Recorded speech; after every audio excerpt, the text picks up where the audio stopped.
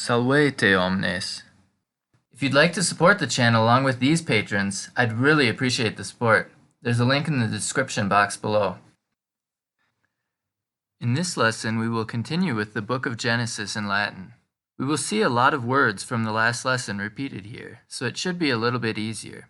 For example, the first sentence contains mostly words from the last lesson. Dixit quoque Deus, fiat firmamentum in medio aquarum, et dividat aquas ab aquis.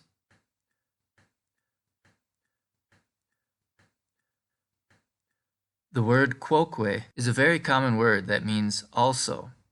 It's kind of weird because it looks like a combination of whereto with and, so maybe you can associate also with the made-up word where and. And here we see again fiat, meaning may it be made. And what he's making now is the firmament, which was a solid dome over a flat earth that the stars were fixed in. This is the biblical cosmology. And as we can see in this sentence, he says, "May the firmament be made in the midst of the waters, and may it divide the waters from the waters." So there is water above this dome, and some gathered inside.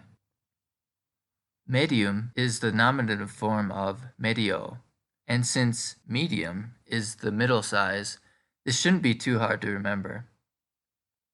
And what is the difference between aquas and aquis? They are both plural, but aquis is the ablative form and aquas is the accusative form. Remember, the preposition ab triggers the ablative form. Let's focus now on the word dividat. This is a subjunctive form, and it's a regular verb, so we're going to focus a little on how to conjugate this mood. There's sort of a trick. In infinitive form, this word is dividere, so normally we would say dividit, but to form the subjunctive form, we just conjugate it as if it were an are verb. It's kind of nice that we don't have to learn a new conjugation pattern. There's just one exception, which we can see at the top of the chart. Instead of divido, it becomes dividam, similar to the imperfect past tense. So this sentence contains two subjunctive forms, and we will see two more uses later in this passage. But the next sentence contains verbs in the perfect past tense. Et fecit Deus firmamentum divisitque aquas. You should be able to understand everything in this phrase except fecit. However, judging by what the whole point of this chapter is, can you guess what this word is? It's facio. Maybe you can remember this past tense form from the phrase, if you can't make it, fake it. So this phrase means, and God made the firmament and divided the waters. Then we have, quae erant sub firmamento ab his, quae erant super firmamentum.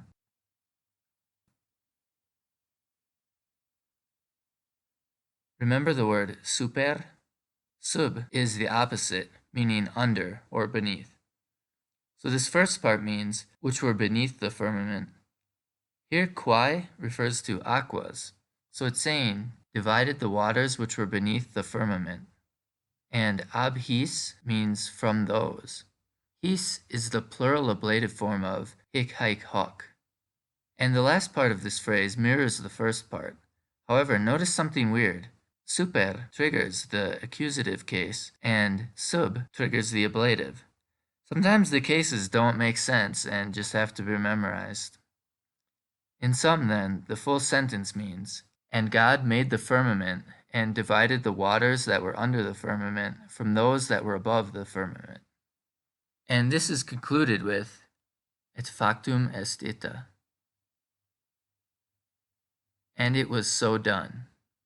This phrase occurs several times in this chapter, and one more time in this lesson, so it's a good one to learn.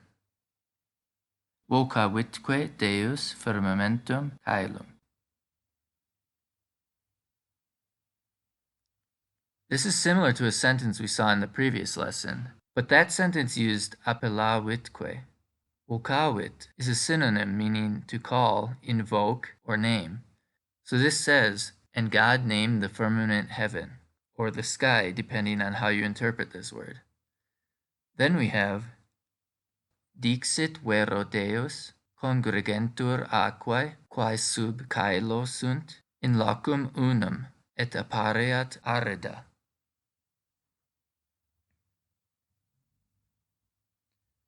This word vero means verily or truly, really, but it's being used here to avoid repeating et and que. If you read the King James Version of the Bible, after the first line, there are 25 sentences in a row that begin with and. It's a little bit repetitive. Congregant means they congregate, obviously. But what form is congregentur? The subjunctive passive, the tur ending, is really helpful, right? So the first half of this sentence means, may the waters be gathered that are below the heavens. And do you see how to form the subjunctive for ARE verbs? We conjugate them as if they were an ERE verb with a long E, like habere. So congregare is conjugated like this.